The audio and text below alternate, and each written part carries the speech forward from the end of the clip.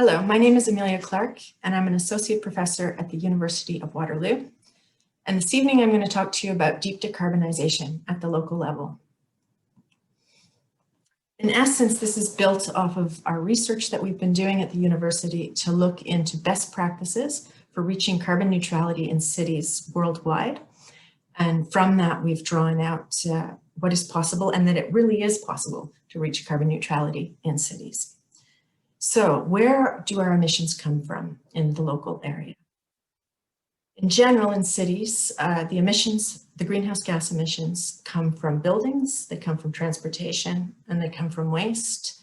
And then it also matters what's in the electricity in terms of renewable energy versus fossil fuel. There's emissions from electricity, and our local carbon sinks matter in terms of the inventory of greenhouse gas emissions.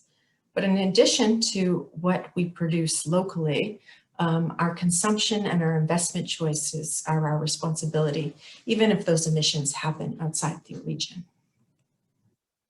So in 2017, an inventory was done here in the local region to see where our emissions came from. And what they found is that 49% of our emissions community-wide come from transportation, and then a large percentage come from buildings, which have been organized here into workplaces at 27% and our homes at 18%.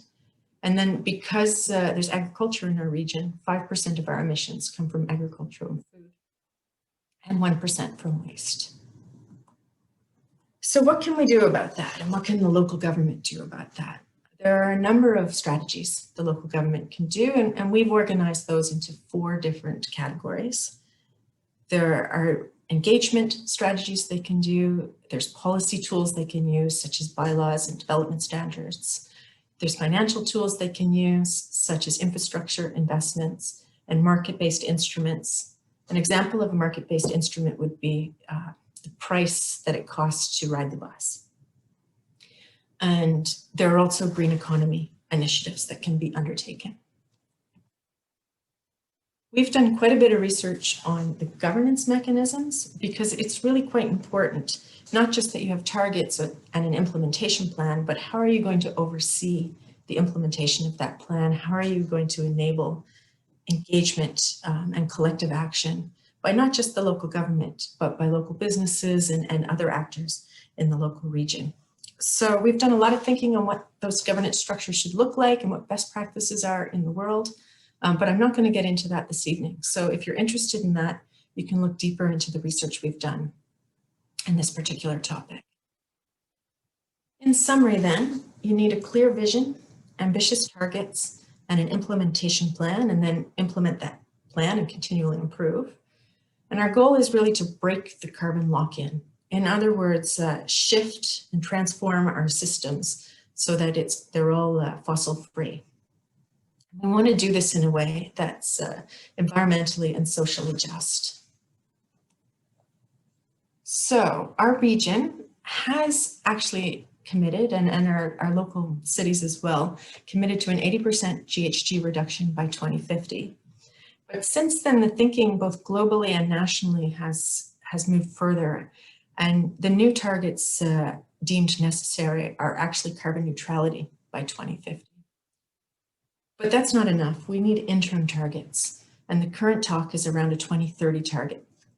The IPCC 1.5 report says we need 45% reduction in global emissions if we're going to stay between 1.5 and 2 degrees warming.